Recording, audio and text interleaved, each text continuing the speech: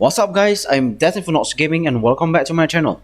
Today we're going to make one of the most balanced chain blades build in the game. And what I call by balance here is because we have this survivability, you have a high amount of shield, and you can deal constant high DPS along with high attack speed, movement speed, and even unlimited stamina. So let's just try it out on this 5-branch hair. Oh my god, the molten orbs are always left behind. Alright, let's pick it up for our movement speed and attack speed. Let's break the magma. And here we don't have Predator, so if you get hit, that's fine because you're not going to decrease your damage output as long as you keep hitting, because we have Berserker. And here we have a Serrated Blade, so we basic attack it to activate, and we should start wounding the behemoth because we want that extra damage from the Aether Rush, of course. Okay, basic attack, activate Serrated Blades, okay, and wound the behemoth. And out. It's okay, just keep wounding it. Refresh your shield, and as you can see, I don't take any damage. It's pretty easy, and the behemoth is wounded. So we start our blade spin. So this blade spin attack works very well with high attack speed because you can spin real fast, and it's really good, especially when your stamina cannot run out because you have the Skullforge. In case you don't know, I'm going to show you later in the build. Okay, let's just keep hitting it. We're almost out of Aether Rush, so let's wound it after this. Okay, wounding. There we go. Let's keep hitting it. Blade spin again, come on. Alright, let's slam it. Hi. Hello, right click, hello. Oh god. Looks like the input is broken. So, yep, let's just keep hitting it to death. Yep, there we go. As you can see, high DPS, survivability, infinite stamina, attack speed, and movement speed. That's what I call as a balance. So, without further ado, let's just check out the build real quick. So here's the build guys, and as usual I'm going to go through the perk summary first before the equipment, and I'm going to highlight the Aegis and the Galvanize. These two work very well together because Aegis can give you more shield from any source, and my source of shield here are the weapon. I'm bonding it with Urska, I'm bonding it with Frostwolf, and Skarn here can give me more shield, and both will give shield when you activate the Lantern ability. And Aegis can give you 20% more from this source, and Galvanize help you with critical rate for each shield you get. So like right here, as far as I'm concerned, the Aegis combined with this weapon and Lantern can give you around 900 shield in average. So it's around 50 shield give you 1% bonus critical chance, and that gives you 18% critical strike chance from Galvanize. And I guess that's the highest you can get from the perk. That doesn't count the weapon special from the maybe War Pike, because it can give you 37.5 critical rate, and that is awesome. But here I'm talking about the perk. I think Galvanize can give you the highest critical strike chance in the game. You can always switch Discipline into something else. I recommend Bastion. As you can see, the description is changed. I don't know why they changed it like this, but I've tried it in the hunting grounds, and yep, it's not upon taking damage but upon dealing damage. So it works as usual. When you deal damage to the behemoth, you're going to gain 25 shield with a maximum of 500 shield. Okay, so it works like normal. You can always switch to Bastion if you want, or maybe you can switch to Artificer because you can get the shield from Artificer too. But Bastion of course works better because you can gain 15% more shield. Combined with Aegis, that's 35% more shield. Okay, you can get around 1.5k in average shield, and that means it's 30% critical strike chance, and that is the highest you can get from the perk, as I said before. Combined with Cunning, you can gain more critical damage, and of course you combine it with Discipline, you can gain even more critical damage, and that is why I'm using this one, Discipline, in this build, because I want to deal more damage on my criticals. You can always switch it to Bastion if you want, if you feel your damage is enough, but I never feel enough with my damage, so I'm taking Cunning and Discipline. Berserker for extra damage, Catalyst for your attack speed, and Molten here is pretty important.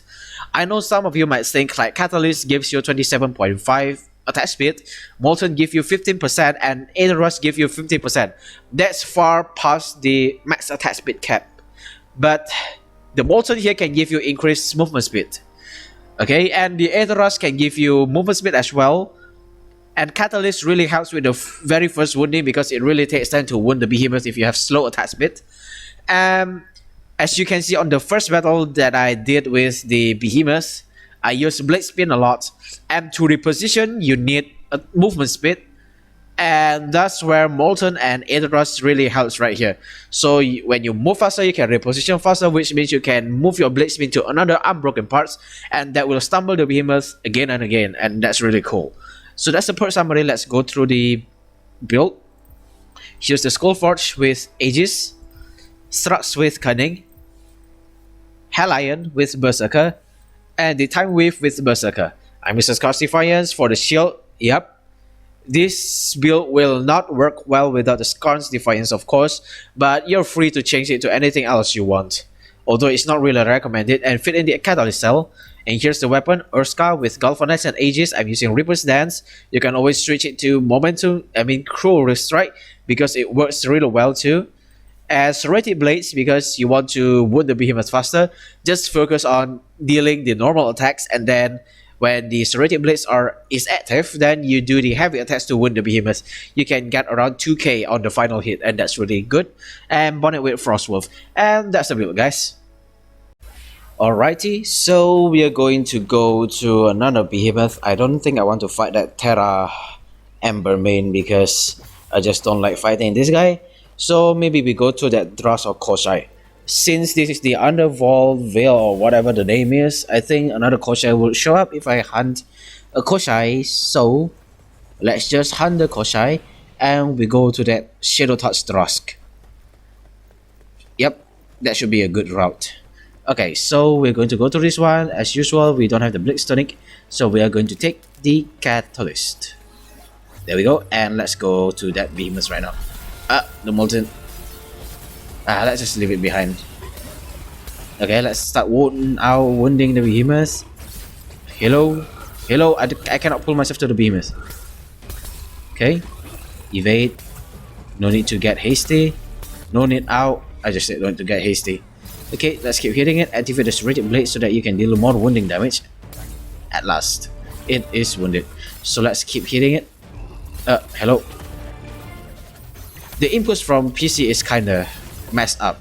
I take damage again. Okay, that's fine. Activate the shield. There we go. Should be pretty easy now. Oh, it's enraged. Oh, it's not. Never mind, the effect from the rage is still there, so we are going to fight double wins now. There we go. God damn it.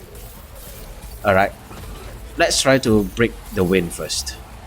Discipline, there we go. Let's keep hitting it. Okay, it's going to get into that thorny state below its feet. So activate your lantern to clear it real fast. Okay. Hello, Blitzbeam.